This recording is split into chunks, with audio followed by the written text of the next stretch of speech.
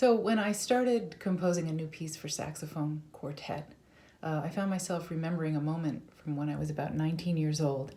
And I had become enamored of the saxophone as an instrument, and I remember telling my father that I wanted to learn to play the saxophone. And he responded to this announcement by saying, "The saxophone is kind of a vulgar instrument, isn't it?" It's the sort of reaction you find yourself remembering 30 years later, I suppose.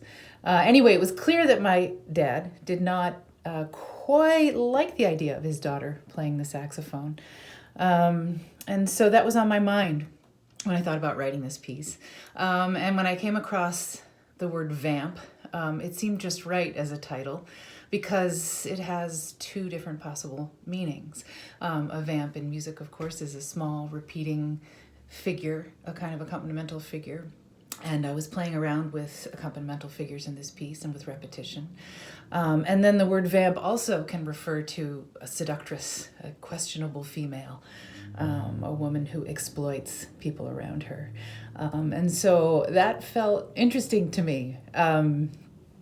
There's quite a bit of soft lyrical music in the piece. And so maybe that's going against character in terms of thinking about what my father might have meant by the vulgarity of the instrument.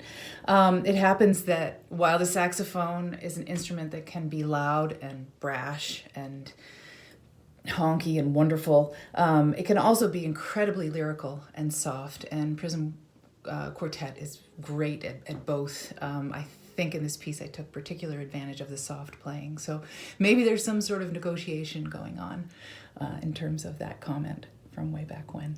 I'll let the listener be the judge of that.